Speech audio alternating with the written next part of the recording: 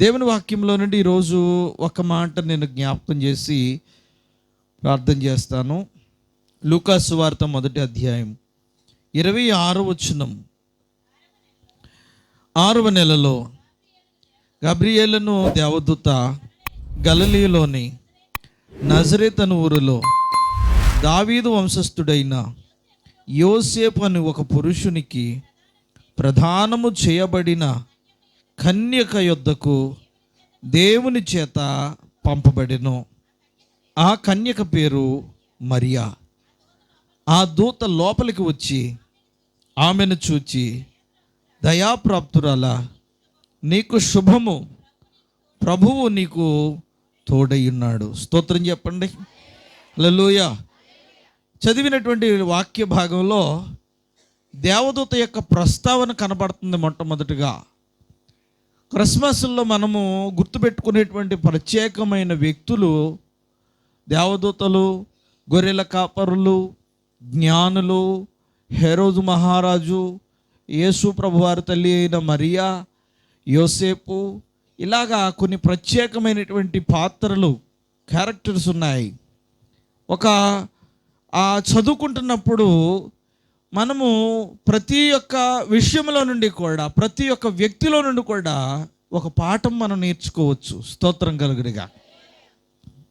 మరియ గురించి ఒక పాఠం నేర్చుకోవచ్చు, లేదా యోసేపును బట్టి కూడా కొన్ని విషయాలు నేర్చుకోవచ్చు, జ్ఞానులను బట్టి కొన్ని విషయాలు నేర్చుకోవచ్చు, లేదా గొర్రెల కాపరులను బట్టి కూడా కొన్ని విషయాలు నేర్చుకోవచ్చు. అంటే యేసు ప్రభు వారి యొక్క పుట్టుకను జ్ఞాపకం చేసుకుంటున్నప్పుడు వీళ్ళందరినీ మనము ప్రతిదినము ఎక్కడొక్క చోట మనం జ్ఞాపకం చేసుకుంటున్నప్పుడు వారిలో నుండి ఒక మంచి విషయాన్ని మనము గుర్తించాలి. స్తోత్రం. ఒక మంచి విషయాన్ని మనము జ్ఞాపకం చేసుకోవాలి.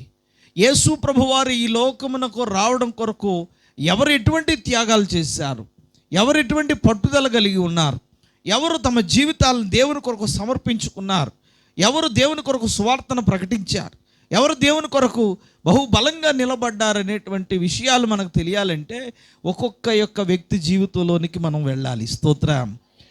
అలాగా ఈ దినం కూడా మనము దైవవాక్యంలో నుండి ఈ గబ్రియేలు అనేటువంటి దేవదూత మొట్టమొదటిసారిగా ఎక్కడికి రాబడింది అంటే దైవ గ్రంథంలో చెప్పబడినటువంటి మాట మరియ దగ్గరకు వచ్చింది. స్తోత్రం చెప్పండి. మత్తయి సువార్త 1వ అధ్యాయం 18వ వచనంలో మనం చదువుకుంటున్నప్పుడు అక్కడ ఒక చక్కటి మాట రాయబడి ఉంటుంది. యేసుక్రీస్తు జనన విధమెట్లనగా ఆయన తల్లి అయిన మరియ యోసేపునకు ప్రదానము చేయబడిన తరువాత వారేకము కాకమునుపు ఆమె పరిశుద్ధాత్మ వలన గర్భవతిగా. ఈ విషయము మత్తయి భక్తుడైతే మొదట రాసి పెట్టాడు. పరిశుద్ధాత్మ వలన ఆమె గర్భవతిగా ఉన్నది. ఆమె యేసు ప్రభు వారిని తన గర్భమును మోయబోతుంది. యోసేపు అనేటువంటి నీతిమంతునికి ఆమె ప్రదానం చేయబడ్డది. కొద్ది దినాల్లో వివాహం కూడా జరగబోతుంది. కానీ అంతకు మునుపే ఆమె పరిశుద్ధాత్మ వలన గర్భవతిగా ఉన్నది. ఈ మాటలకు మధ్యలో మనము ఈ విషయాన్ని జ్ఞాపకం చేసుకోవాలి. ఎందుకంటే యోసేపు మరియల యొక్క ప్రధానము నాకు ముందే మొట్టమొదటగా దేవుని దేవదూత మరియతో మాట్లాడింది. హల్లెలూయా. మరియతో మాట్లాడింది. మొదట దేవుని దూత వచ్చి యోసేపుతో మాట్లాడటం కాదు, మొదట దేవుని దూత వచ్చి మరియతో మాట్లాడి మరియను సిద్ధపరుస్తుంది. స్తోత్రం. యేసు ప్రభువారి యొక్క పుట్టుకకు సిద్ధపాటు ఎవరి నుంచి మొదలైందంటే మరియ నుంచి మొదలైంది. మలాకి గ్రంథానికి మత్తయి సువార్తకి మధ్య ఒక పేపర్ ఉంటుంది. ఏ పేపర్ ఉందో చూసారా? మత్తయి సువార్తకి మలాకీకి మధ్య ఒక తెల్లటి పేపర్ ఉంటుంది. ఆ పేపర్లో ఏమీ రాయలేదండి, అసలు ఆ పేపర్లో ఏముందో మాకు తెలియట్లేదండి అంటే జాగ్రత్తగా చూడండి, కనపడుతుంది. ఒకసారి ఆ పేపర్లో కనపడుతుందమ్మా, జాగ్రత్తగా చూడండి, చాలా విషయాలు కనపడతాయి దాంట్లో. స్కాన్ చేయాలి దాన్ని, కనపడ్డదా? ఏమీ లేదండి, అక్కడ ఏమీ రాయబడలేదు. స్తోత్రం చెప్పండి. అక్కడ ఏమీ లేదు. కానీ ఆ పేపర్కి 400 సంవత్సరాల చరిత్ర ఉంది. స్తోత్ర. మలాకి తర్వాత దేవుడు 400 సంవత్సరాల కాలం పాటు ఎవరితోనూ మాట్లాడలేదు. ఎవరితోనూ మాట్లాడలేదు. ఏ ప్రవక్తను భూమి మీదకి పంపించలేదు. ఏ దేవదూతను కూడా భూమి మీదకి పంపించలేదు. ఏ చిన్న ప్రవక్తలను లేపలేదు, పెద్ద ప్రవక్తలను లేపలేదు. వెళ్ళండి అయ్యా, మీరు వెళ్ళి నా ప్రజలకు ఈ విధంగా చెప్పండి అని ఎవరిని దేవుడు ప్రేరేపించలేదు. ఆ కాగితం చూసారా, తెల్ల కాగితం, దాని కాలము 400 సంవత్సరములు. అంటే ఈ 400 సంవత్సరాలు దేవుడు ఎవరితోనూ మాట్లాడలేదు, ఎవరిని పంపించలేదు. మొట్టమొదటిసారిగా గబ్రియేలుని దేవదూతను ఎవరి దగ్గరికి పంపించడం జరిగింది? స్తోత్రం చెప్పండి. నిజమే. నిశ్శబ్ద దినాలు గడిచిన తర్వాత, నిశ్శబ్ద దినాలు అయిపోయిన తర్వాత అప్పుడు దేవుడు శుభవచనాన్ని పంపించాడు. స్తోత్రం చెప్పండి. హల్లెలూయా. మన జీవితాలలో కూడా చీకటి దినాలు గడిచిన తర్వాతే ప్రసంగి గ్రంథము 11వ అధ్యాయము 8 వచనాన్ని మనం చదువుదాం. 11వ అధ్యాయం 8 వచనం. ఒకడు చాలా కాలములు లేదా చాలా సంవత్సరాలు బ్రతికిన ఎడల చీకటి గల దినములు అనేకములు వచ్చునని ఎరిగియుండి తాను బ్రతుకు దినములనియు ఎంతో సంతోషముగా ఉండవలెను. స్తోత్రం కలుగును గాక. ఒక మనుష్యుడు కొన్ని సంవత్సరాలు బ్రతికిన తర్వాత, చీకటి కలిగినటువంటి దినములను అనుభవించిన తర్వాత, లేదా చీకటి కలిగినటువంటి ఆ పరిస్థితులన్నింటినీ కూడా దాటుకుని వెళ్ళిన తర్వాత మన జీవితాల్లోనికి వచ్చే ప్రతి గడియ సంతోష గడియ. స్తోత్రం చెప్పండి. హల్లెలూయా. మన కష్టం దాటి సుఖంలోనికి రావడం మంచిదా, సుఖం దాటి కష్టంలోనికి వెళ్ళడం మంచిదా? కష్టాన్ని దాటాలి ముందు మనం. స్తోత్రం. చీకటిని దాటాలి, చీకటి గల పరిస్థితులను దాటాలి. ఒక వ్యక్తి అనేక సంవత్సరాలు బ్రతికిన ఎడల చీకటి కలిగిన దినాలు అనేకమైన వచ్చునని, వాటన్నింటి విషయంలో కూడా జ్ఞానము కలిగి ఉండి, అవును నా జీవితంలోనికి ఒక బాధాకరమైనటువంటి వేదనకరమైన పరిస్థితులు వస్తాయి, వాటన్నింటి నుండి కూడా నేను నిలబడాలి. ఆ జరిగేటువంటి ప్రతి పరిస్థితిని నేను తట్టుకుని నిలబడాలి. ఆ తర్వాత నాకు జరిగేవన్నీ కూడా శుభదినాలే. స్తోత్రం. అలాగున 400 సంవత్సరాలు భూమి మీద ఏ విధమైన శుభవచనము లేదు. 400 సంవత్సరాల కాలం పాటు ఎవరికి దేవుని యొక్క వాక్కు రాలేదు, ఎవరికి ఆదరణ లేదు, ఎవరికి నెమ్మది లేదు, ఎవరికి సమాధానం లేదు. ఎక్కడ చూసినా అందరూ కూడా దేవుడు ఎప్పుడు మాతో మాట్లాడతాడా అని ఎదురు చూస్తున్నారు. ఆ దినాల్లో ఎప్పుడు దేవుడు మాతో మాట్లాడతాడు, ఇంకా దేవుని స్వరం రావట్లేదేంటి? 100 సంవత్సరాలు అయిపోయినాయి, దేవుని స్వరం రాలేదు. 200 సంవత్సరాలు అయిపోయినాయి, దేవుని స్వరం రాలేదు. 300 సంవత్సరాలు అయిపోయినాయి, 400 సంవత్సరాలు అయిపోయినా ఇంకా సంవత్సరాలు ఎదురు చూస్తున్నా పరలోకము నుండి శుభవచనము భూమి మీదకి రాలేదు. అందరూ ఎదురు చూస్తున్నారు ఆ దినాల్లో. స్తోత్రం. అందరూ ఎదురు చూస్తున్నారు. అయితే ఆ దినాల్లో ఉన్నటువంటి వాళ్ళందరికీ ప్రవచనాలు బాగా తెలుసు. చిన్న ప్రవక్తల్లో కొంతమంది ప్రవచించారు. మీకా ప్రవచించాడు. ఏమని ప్రవచించాడు? 5వ అధ్యాయము 2వ వచనంలో మీకా ప్రవచించినటువంటి ప్రవచనము ఒక్కసారి జ్ఞాపకం చేద్దాం. 5:2. ఏ బెత్లెహేము ఎఫ్రాతా యోదావారి కుటుంబములలో నీవు స్వల్ప గ్రామమైనను నా కొరకు ఇశ్రాయేలులను ఏలబోవాడు నీలో నుండి వచ్చును. స్తోత్రం చెప్పండి. హల్లెలూయా. ఇశ్రాయేలీయుల దేవుని ప్రజలను ఏలబోవాడు నీలో నుంచి వచ్చును. పురాతన కాలం మొదలుకొని శాశ్వత కాలం వరకు ఆయన ప్రత్యక్షమగుచూ ఉన్నాడు. స్తోత్రం చెప్పండి. పురాతన కాలం మొదలుకొని శాశ్వత కాలం వరకు ఆయన ఏం చేస్తున్నాడట? ప్రత్యక్షమవుతూ ఉన్నాడు. అలాగ వస్తూ భూమి మీదకి కనపడి వెళ్ళిపోతున్నాడు ఆయన. జాగ్రత్తగా వినండి, అందరికీ అర్థం అవ్వాలి ఈ దినాన్ని. కొన్ని మాటలు అర్థం చేసుకోండి. నేను మా చిన్న సంఘం, చిట్టి సంఘం ఉంది కదా, బెతెస్దా ప్రార్థన మందిరం వాళ్ళకి చాలా గోరుముద్దల్లో పెడతాను నేను, ఎందుకంటే వాళ్ళకి బాగా అర్థం కావాలి. కానీ వాళ్ళు కూడా ఈ మధ్యకాలంలో బలమైన వాక్యమే కావాలంటున్నారు, స్తోత్రం కలిగినగా. ఎందుకంటే వాళ్ళకు కూడా బాగా వాక్యంలో బలపరచబడుతున్నారు. నేను అనుకుంటాను వాళ్ళకి సింపుల్గా చెప్పాలి, మీకైతే కష్టంగా చెప్పాలి అనుకుంటున్నాను. లేదా వాళ్ళు కూడా అదే దారిలోకి వచ్చేసారు. స్తోత్రం. వాళ్ళు కూడా దేవుని వాక్యం బలముగా మేము వినాలి, బలమైనటువంటి వాక్యాన్ని మేము తెలుసుకోవాలని ఆశపడుతున్నారు. స్తోత్రం చెప్పండి అందరూ కూడా. హల్లెలూయా. దేవుని వాక్యంలో ఉన్నటువంటి సంగతి ఏంటంటే, పురాతన కాలము నుండి, జాగ్రత్తగా వినండి, శాశ్వత కాలం వరకు ఆయన అప్పుడప్పుడు ప్రత్యక్షమగుచూ ఉన్నాడు. ఆయన ప్రత్యక్షమగుచూ ఉన్నాడు. ఎప్పుడెప్పుడు ప్రత్యక్షమయ్యాడో దేవుని వాక్యములో నుండి మనము ధ్యానం చేద్దామా? పరిశుద్ధ గ్రంథములో నుండి ఆదికాండము 16వ అధ్యాయము 11వ వచనం. మరియు యెహోవా దూత, ఇదిగో యెహోవా నీ మొరను వినెను, నీవు గర్భవతి అయి ఉన్నావు, నీవు కుమారుని కని అతనికి ఇష్మాయేలు అని పేరు పెట్టుదువు. స్తోత్రం చెప్పండి. హల్లెలూయా, హల్లెలూయా. పురాతన కాలము నుండి ఆయన ఏం చెబుతున్నాడట? మనుషుల మధ్యకు వస్తూ వెళ్తున్నాడు. అప్పుడప్పుడు ఆయన ప్రత్యక్షమవుతూ ఉన్నాడు. అప్పుడప్పుడు ఆయన మనుషులకు కనబడుతున్నాడు. అప్పుడప్పుడు ఆయన మనుషులతో మాట్లాడుతున్నాడు. ఆయన బైబిల్ గ్రంథంలో మీకు అర్థం అవడానికి, బాగా తరచుగా చదువుకునేటువంటి వాళ్ళకి దేవుని వాక్యం అర్థమవటానికి మాట చెప్తున్నాను. బైబిల్ గ్రంథంలో ఎక్కడైనా యెహోవా దూతని కానీ, సన్నిధి దూతని కానీ, దేవుని దూతని కానీ ఎక్కడైనా వ్రాయబడి ఉన్నది అంటే అది యేసు ప్రభువే. స్తోత్రం చెప్పండి. మరలా చెప్తున్నా, ఎక్కడైనా యెహోవా దూతని కానీ, సన్నిధి దూతని కానీ, యెహోవా దేవుని దూతని కానీ ఎక్కడైనా దేవుని వాక్యములో పాత నిబంధన గ్రంథంలో రాయబడ్డది అంటే అది సాక్షాత్తు యేసు ప్రభువే. ఆ దినాలలో హాగరు అరణ్యములో పారిపోతున్నప్పుడు, అరణ్యములో వెళ్ళిపోతున్నటువంటి హాగర్ను ఆపి,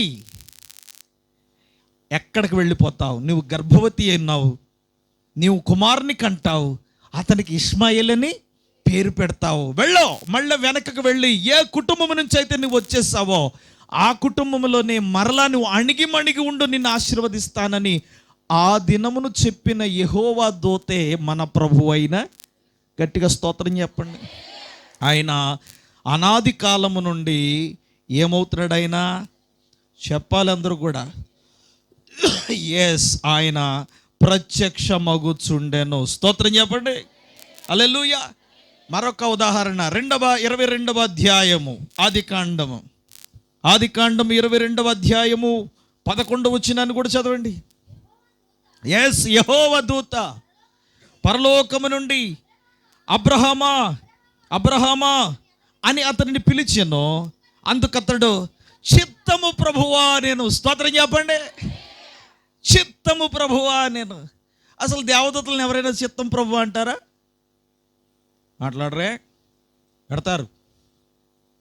కట్టుబడి తెచ్చారు, బిస్కెట్లు తెచ్చారు, ఇంకేం తెచ్చారమ్మా, టీ కూడా కాశారు. స్తోత్రం. అన్నీ వస్తాయి. చలికి వణికిపోతున్నాము, నోటంట మాట రావట్లేదు అని అనుకోకండి, గట్టిగా స్తోత్రం చెప్పండి. హల్లెలూయా. నేను ఈరోజు మీటింగ్ లేకపోతే బయట ఏర్పాటు చేద్దాను, ఎలాగైనా మిమ్మల్ని బయట కూర్చోబెడుతున్నాను. కానీ నేను రావడం కాస్త ఆలస్యమైంది, మీరు ఇక్కడ బుక్ అయిపోయారు. స్తోత్రం. లేదంటే ఈరోజు మీ అందరికీ సెల్లోనే కూర్చోబెడుతున్నా. హల్లెలూయా. స్తోత్రం చెప్పండి అమ్మ. అందరూ సంతోషంగా చెప్పండి, ఆనందంగా చెప్పండి. హల్లెలూయా. జాగ్రత్తగా దేవుని మాటలు వినండి. అబ్రహాము తన కుమారుడైన ఇస్సాకును తీసుకుని మోరియా పర్వతం మీదకు వెళ్ళిపోయి, ఆ పర్వతం మీద బలిపీఠం కట్టి, రాళ్లను పేర్చి, కర్రలను పేర్చి, తన కుమారుడైనటువంటి ఇస్సాకును తీసుకుని ఆ బలిపీఠం మీద పెట్టి కత్తి ఎత్తి, స్తోత్రం, కత్తి ఎత్తి ఒక్క నిమిషంలో, ఒక సెకండ్లో చంపాలై తన కొడుకుని. కానీ వెంటనే యెహోవా దూత మాట్లాడుతుంది. యెహోవా దూత అబ్రహామా అబ్రహామా అని పిలువగా వెంటనే అబ్రహాం అన్నాడు, చిత్తము ప్రభువా. స్తోత్రం చెప్పండి. చిత్తము ప్రభువా. ఆ చిత్తము ప్రభువా అన్నది ఎవరినో కాదు, మన ప్రభు అయిన యేసుక్రీస్తుని. ఆయన అనాది కాలముగా అన్ని వేళలా అందరికీ ఆయన ప్రత్యక్షమగుచు ఉన్నాడు. స్తోత్రం. ఆ దినాన్ని బలిపీఠం దగ్గర బలి జరగకుండా ఆపినటువంటి మహోన్నతమైనటువంటి అద్భుత శక్తి మన ప్రభు అయిన యేసుక్రీస్తు. ఆయనకి ఏమని పేరు అని చెప్పానమ్మా? దేవుని దూత, సన్నిధి దూత, యెహోవా దూత. స్తోత్రం చెప్పండి. హల్లెలూయా. నిజమే, ఆయన అనాది కాలంగా ప్రత్యక్షమగుచూ ఉన్నాడు. దైవ గ్రంథములో నుండి న్యాయాధిపతుల గ్రంథము, ఈ ఉదాహరణ చెప్పి నేను ముందుకు వెళ్తాను. న్యాయాధిపతుల గ్రంథములో కూడా ఒక ప్రస్తావన ఉంటుంది. 6వ అధ్యాయము 11వ వచనాన్ని కూడా మనం చదివినప్పుడు, యెహోవా దూత వచ్చి అబీయజ్రీయుడైనటువంటి యెహోషువకును కలిగిన యోవాషుకునకును కలిగిన ఒఫ్రాలోని మస్తికి వృక్షము క్రింద కూర్చుండెను. యోవాషు కుమారుడైన గిద్యోను మిద్యానీలకు మరుగై ఉండునట్లు గానుగ చాటున గోధుమలను దొల్లగొట్టుకునిచుండగా యెహోవా దూత అతనికి కనపడెను. స్తోత్రం చెప్పండి అందరూ కూడా. హల్లెలూయా. యెహోవా దూత అతనికి కనపడెను అని రాయబడింది అక్కడ. మహా గొప్ప బలశాలి గిద్యోను దేవుని ప్రజలతో యుద్ధం చేయడానికి భయపడి ఆ మిద్యానీలు చూస్తే నన్ను చంపేస్తారనుకుని గానుగు చాటున గోధుమలు దొల్లగొట్టుకుంటుంటే అక్కడికి వచ్చి గిద్యోనును బలపరిచింది యెహోవా దూత. స్తోత్రం. ఆ యెహోవా దూత ఎవరు చెప్పండి? చెప్పాలి, అందరూ మాట్లాడాలి. ఎవరు? ఎస్, ఆయనే మన ప్రభు అయిన యేసుక్రీస్తు. నిర్గమకాండంలో 3వ అధ్యాయము 4వ వచనాన్ని కూడా చదవండి. దానిని చూచుటకు అతడు ఆ తట్టు వచ్చుట యెహోవా చూచెను.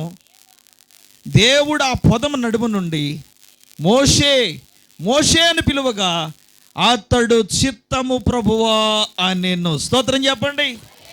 ఎస్, ఆ పొద నడుమన 2వ వచనం నుండి చదివితే, ఆ పొద నడిమిని అగ్ని మధ్యలో యెహోవా దూత అతనికి ప్రత్యక్షమయ్యాను. చూసారా, ఆయన అనాది కాలంగా మనుషులకు ఏమవుతున్నాడు? ఆయన ప్రత్యక్షమవుతున్నాడు, కనబడుతున్నాడు. ఆయన ఎలా కనబడుతున్నాడు? ఆయన యెహోవా దూతగా కనబడుతున్నాడు. ఆయన సన్నిధి దూతగా కనబడుతున్నాడు. ఆయన దేవుని దూతగా కనబడుతున్నాడు. ఆయన ఆయా దినాలలో ఆయా సమయాలలో హాగర్ దగ్గరికి వచ్చి, హాగరా ధైర్యంగా ఉండు, ఎందుకు భయపడుతున్నావు, మరలా నీ కుటుంబాన్ని నేను కడతానన్నవాడు నా ప్రభు అయిన యేసు. స్తోత్రం.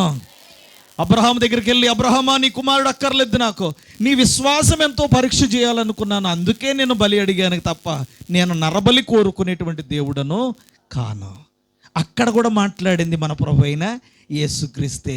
అంతేకాదు, ఇదిగో గోధుమలను దొల్లగొట్టుకుంటున్నటువంటి గిద్యోనుతో కూడా ఆ దినాల్లో వచ్చి గిద్యోనును బలపరిచి పరాక్రమము కలిగిన బలాఢ్యుడా అని ధైర్యపరిచింది కూడా ఆ దేవుని దూతే. స్తోత్రం. ఆ దూతే మన ప్రభు అయిన యేసుక్రీస్తు. అంతేకాదు, మోషేతో కూడా మాట్లాడింది కూడా ఆ యెహోవా దూతే. చూసారా, దైవాక్యం ఏం రాయబడింది తెలుసా? పురాతన కాలము నుండి ఆయన ప్రత్యక్షమవుతూ ఉన్నాడు. అందుకే ఆ దినాలలో అందరూ ఎదురు చూస్తున్నారు, మాతో మాట్లాడు ప్రభువా, మా దగ్గరకు రాయి నాన్న, మేము కన్నీళ్లలో ఉన్నాము, కష్టంలో ఉన్నాము, భారముతో ఉన్నాము, అనేకమైన శోధనలో ఉన్నాము, ఇబ్బందుల్లో ఉన్నాము, మా బంధకముల నుండి విడిపించేవారు కావాలి, మాకు నెమ్మదినిచ్చేవారు కావాలి, మమ్మల్ని ఆదరించేవారు కావాలి, ఎవరు వస్తారు మా కోసమని ఆ దినాల్లో 400 సంవత్సరాల కాలం పాటు అనేక మంది ఎదురు చూస్తూ ఉండగా ఒక శుభదినం వచ్చింది. స్తోత్రం చెప్పండి. 400 సంవత్సరాల తర్వాత యెహోవా దూత, సన్నిధి దూత, దేవుని దూతగా పిలువబడినటువంటి యేసు ప్రభు వారి యొక్క రాకను గురించి దేవుని సన్నిధిలో నిలబడిన గబ్రియేలుని దేవదూత భూమి మీదకి శుభ సమాచారాన్ని తీసుకొచ్చింది. గట్టిగా చప్పట్లు కూడా దేవుని నామమును మహిమపరచండి. హల్లెలూయా. ఎంత అద్భుతము, ఎంత అద్భుతము. ఆ దినాల్లో అందరూ కూడా ఎదురు చూస్తున్నారు. ఇశ్రాయేలీయులను ఏలబోవాడు నీలో నుండి వస్తాడు. ఆయన సదాకాలం ఉంటాడు. ఆయన పురాతన కాలం నుండి శాశ్వత కాలం వరకు అందరికీ ప్రత్యక్షమయ్యాడు. అలా ప్రత్యక్షమైన దేవుడు, యెహోవా దూతగా కనబడిన దేవుడు ఇప్పుడు ప్రత్యక్షంగా నర మానవుడుగా లేదా దైవ మానవుడుగా ఈ లోకమునకు రాబోతున్నాడు. స్తోత్రం చెప్పండి. ఆయన దైవ మానవుడు, ఆయన శరీరమునకు మానవుడు, ఆయన ఆత్మానుసారంగా దైవము. స్తోత్రం చెప్పండి. ఆ సమాచారాన్ని మొట్టమొదటిగా ఎవరికి తెలియజేశారు? మరియకు తెలియజేశారు. గబ్రియలు దేవదూత చెప్తుంది, దయాప్రాప్తురాలా, నీకు శుభం కలుగుతుంది, దేవుడు నీకు తోడుగా ఉన్నాడు, దేవుడు నీ ప్రార్థన విన్నాడు, దేవుడు నీ భక్తిని చూశాడు, దేవుడు నిన్ను మెచ్చుకుంటున్నాడు, దేవుడు నిన్ను కోరుకుంటున్నాడు, ఆయన నిన్ను ఆశీర్వదింపబోతున్నాడు.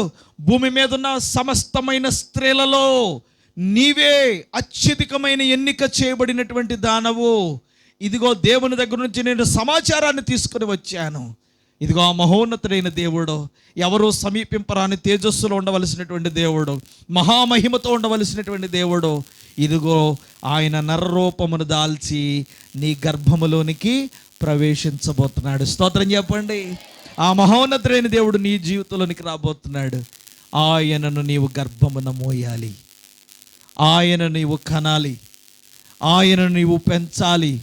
ఆయన ఈ లోకమునకు రక్షించుటకు లోకములో ఉన్న వారికందరికీ కూడా, ఆ దినాల్లో అయితే కేవలము ఏదో హాగరుకు మాత్రమే, లేదా అబ్రహాముకు మాత్రమే, గిద్యోనుకు మాత్రమే, మోషేకు మాత్రమే ఆయా కాలాల్లో ప్రత్యక్షమైనటువంటి దేవుడు ఈ కడవరి దినాలలో అందరికీ సమీపముగా రావాలని. స్తోత్రం.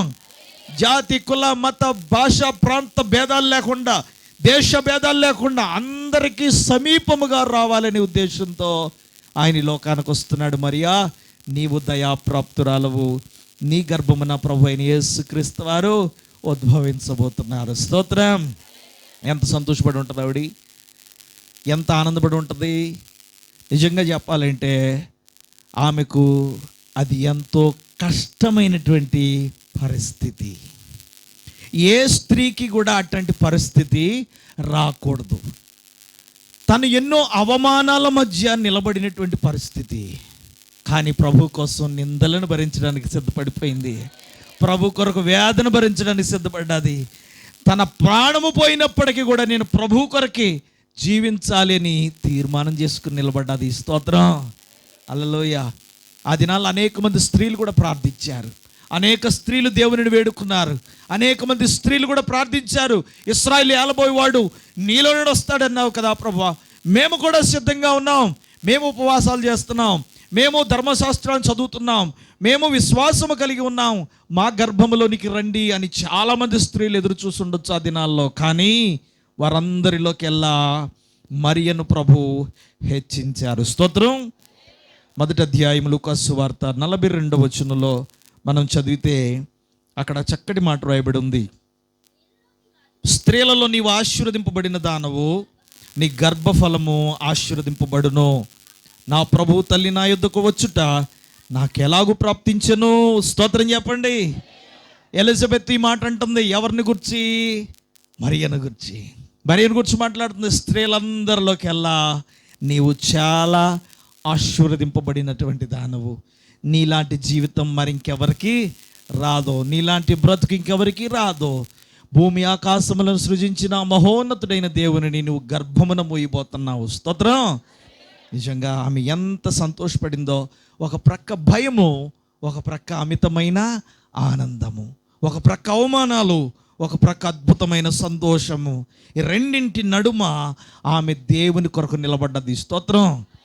ఎంత అద్భుతంగా నిలబడిందంటే, యేసు ప్రభు వారి కొరకు ఆఖరికి తన ప్రాణం పోయినప్పటికీ, ఎందుకొరకు అయితే అప్పటికే యోసేపుకి మరియకు ప్రదానం చేశారు, వివాహం చేయబోతున్నారు, కానీ అప్పటికే ఆమె గర్భవతిగా ఉన్నది.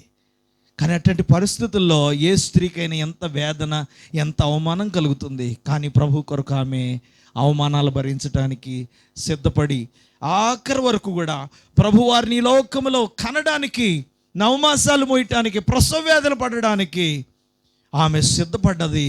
ఆ ప్రభు అయిన యేసును తన ఒడిలోనికి తీసుకునేంత వరకు కూడా ఆమె ఎన్ని రకాలైనటువంటి శ్రమలు పడాలో, ఎన్ని రకాలైన వేదనలు పడాలో, ఎన్ని రకాలైన కష్టాలు పడాలో అన్ని రకాలైన కష్టాలు పడి ఓర్చుకుని నిలబడి ఆఖరి యేసు ప్రభు వారిని పొత్తిళ్లలో చుట్టబడి ఆమె ఎంతో ఆనందించింది. స్తోత్రం కలుగును గాక. హల్లెలూయా. యేసు ప్రభు వారి కొరకు పడిన కష్టము గురించి మనం ఆలోచన చేసినప్పుడు మన కొరకు కూడా యేసు ప్రభు ఎంతో కష్టపడ్డారు కదా. మనం కూడా దేవుని కొరకు కష్టపడాలి. ఈ క్రిస్మస్ దినాల్లో మరియకు ఉన్నటువంటి పట్టుదల మనం కూడా కలిగి ఉండాలి. ప్రభువా, నీ కొరకు నేను బ్రతకాలి, నీ సువార్త కొరకు నేను బ్రతకాలి, నా కుటుంబంలో ఉన్న వారికి అందరికీ నిన్ను గురించి పరిచయం చేయాలి, నాకున్నటువంటి బంధువులందరికీ నిన్ను గురించి పరిచయం చేయాలి. నన్ను రక్షించిన దేవా, నా కుటుంబాన్ని కూడా రక్షించండి, నా బంధువులు రక్షించండి, మా అందరిలో కూడా క్రిస్మస్ ఆనందము సంతోషమును కలుగజేయండి. స్తోత్రం. హల్లెలూయా. మరి ఎలాంటి పట్టుదల ప్రభు కొరకు మనం కలిగి ఉండాలి, మరి ఎలాంటి ఓర్పు మనం కూడా కలిగి ఉండాలి. యేసు ప్రభు వారిని ఈ లోకమునకు పరిచయం చేయడానికి, యేసు ప్రభు వారిని ఈ లోకానికి పరిచయం చేయడానికి మరి ఎంతగా సిద్ధపడిందో మనము కూడా యేసు ప్రభు వారిని ఈ లోకమునకు సువార్తను ప్రకటించడానికి, స్తోత్రం, మన కుటుంబాల్లో ఉన్నటువంటి వారికి పరిచయం చేయడానికి, మనము కూడా యేసు ప్రభు వారి కొరకు సువార్తను ప్రకటించడానికి, మన కుటుంబాలన్నీ కూడా రక్షింపబడి దేవుని సన్నిధిలో నిలబడడానికి, మనమందరం దేవునికి సాక్షులుగా నమ్మకమైన బిడ్డలుగా నిలబడడానికి మరియ కంటే ఎక్కువ ప్రయాసపడాలి మనము. స్తోత్రం చెప్పండి. ఒకరు యేసు ప్రభు దగ్గర రావడం అంటే అంత సులువైనటువంటి పని కాదు. దాని వెనక ఎంతో ప్రార్థన ఉండాలి, ఎంతో విశ్వాసం ఉండాలి, ఎంతో పట్టుదల ఉండాలి. యేసు ప్రభు వారిని పరిచయం చేయడం కోసం మనకు కూడా ఆ శక్తి ఉండాలి. ఆ శక్తి, దేవుని యొక్క శక్తి మన జీవితంలో ఉన్నప్పుడు, ఆ శక్తితో మనం ప్రార్థించినప్పుడు దేవుడు గొప్ప కార్యములు మన పక్షంగా చేస్తాడు. నమ్మకమైన దేవుడు మనకు తోడుగా ఉన్నాడు. స్తోత్రం చెప్పండి. ఇమ్మానుయేలు అనేటువంటి పేరు నాకు అర్థము దేవుడు మనకు తోడై ఉన్నాడు. స్తోత్రం చెప్పండి. అలాంటి కాలం నుండి యేసు ప్రభువారు ఇప్పుడు ఇంకా పసిబాలుడుగా లేడు, ఇంకా ఆయన చిన్న పిల్లాడుగా లేడు, ఆయన మహాదేవుడై ఈ లోకమునకు రావడానికి ఆయన సిద్ధంగా ఉన్నాడు. స్తోత్రం చెప్పండి. ఆయన ఈ లోకమునకు రెండవ రాకడలో రావడానికి ఆయన సిద్ధంగా ఉన్నాడు. నీవు నేను సిద్ధపడాలి, నేను ఎదురు చూడాలి. ప్రభువా, నేను మాత్రమే కాదు నాయన, నా కుటుంబం అంతా కూడా రక్షింపబడాలి, సహాయం చేయండి. మేమందరం ఒకే ఓడలో, నోవహు ఓడలో ఉన్నట్టుగా మేమందరం ఉండాలి, మాకు సహాయం చేయండి. నీ కొరకు మేము ప్రకటించాలి, ప్రచురించాలి, పరిచయం చేయాలి. అలాగా మేము కూడా కష్టపడడానికి సహాయం చేయండి. మరి అలాగా మేము కూడా ఈ లోకానికి మిమ్మల్ని పరిచయం చేయడానికి మమ్మల్ని కూడా ఒక బలమైన సాధనంగా వాడుకోండి. స్తోత్రం. ఈ రాత్రి క్రిస్మస్ సందేశంలో దేవుని కొరకు మనం పని చేయాలి, దేవుని కొరకు మనం సాక్షులుగా నిలబడాలి, నమ్మకమైన వ్యక్తులుగా నిలబడాలి. ఆ విధంగా నిలబడడానికి ప్రేమ కలిగిన ప్రభువు మనకు సహాయం చేసి ఆయన తోడు ఆదరణతో మనల్ని నింపి ఆయనకు సాక్షులుగా దేవుడు మనల్ని నిలబెట్టుకునుగాక.